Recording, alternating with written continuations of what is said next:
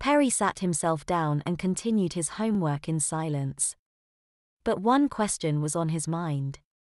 Mother. Jemima said I have to wear what she says. Is that true? Yes, his mother replied. Perry finished his homework and packed up his books. His mother told him that supper would be ready in 10 minutes, and asked him to fetch his sister. He climbed the stairs, knocked on her door and said supper was nearly ready. Jemima opened the door and asked him if he'd finished his homework. Yes. Well, I'd better chose you a pretty dress to wear, hadn't I? She marched into his room and opened his wardrobe. Removed a dress and said, this is a nice one, don't you think, holding up a plain navy blue frock with fake brass buttons and a white lace pan collar. She dropped it into his hands as she passed, leaving him alone on the landing. Where's Perry? Her mother asked as Jemima entered alone. He's getting changed, she said proudly, pulling out a chair and sitting at the table. Did you notice he'd also shave his legs yesterday? Her mother asked. Yes, she replied. And what do you think about that? Her mother asked as she placed the plates on the table. At least he's doing it properly. There's no point wearing girls' clothes and not shaving his legs. Jemima replied. A few minutes later, Perry appeared wearing the navy blue frock, along with his white knee socks and Mary Jane's. His mother looked him up and down and said, you should really be wearing tights rather than knee socks with a dress like that.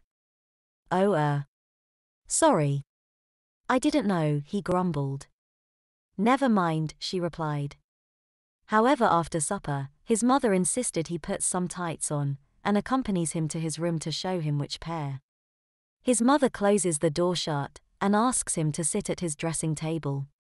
She takes her place on his pink bed and removes the knickers from his baby doll from his laundry bin.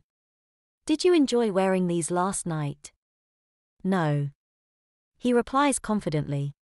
She said, before placing them back in his laundry basket. Perry hung his head in shame. Sorry. He sulked. Well, until you can control yourself. You'll be wearing these under your nightclothes. Oh please mother, not those. He said as she removed a pair of absorbent nighttimers from one of his drawers. Adding insult to injury, she'd bought him the girl's version too. No matter how much he pleaded, she insisted he wore them. I'll come in and check later. And believe me, if you're not wearing them, you'll be one of the girls at school tomorrow. His mother placed the nighttimers beneath his pillow and assured him she wouldn't mention this to his sister. We'll see you downstairs when you've put your tights on, were her parting words. Although he knew he looked like a dag, he did feel more dressed with some tights on.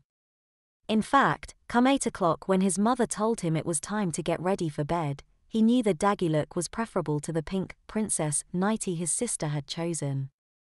At least it was closer to knee length, so little chance of her noticing the nighttimers he shamefully wore beneath it. He made no qualms being told it was bedtime at a measly 9 p.m., and was glad to finally be hiding beneath his duvet. The next morning his mother woke him to check he'd kept his nighttimers on. He squirmed when she said, "Good girl," and told him they're not so bad. He wanted to retort but, seeing as she'd placed his own school clothes on the stool, made sure he didn't annoy her. Being treated like a girl at home is one thing, being sent to school as one is another. As he walked to school, he imagined a world where it wouldn't make any difference if his mother did make him wear a skirt for school. He imagined what it would be like, dressing as a girl in public and nobody batting an eyelid. He wondered if he'd wear tights or socks and imagined how his hairless legs would feel in the breeze. He had much the same thoughts as he walked home after his detention, and not surprisingly his skirt, knickers, and knee socks were waiting for him when he arrived home from school. Reluctantly, he changed into them and went to the kitchen, almost certain his mother would check beneath his skirt again. Once his homework was complete, he knocked on his sister's door so she could choose his clothes for the rest of the day.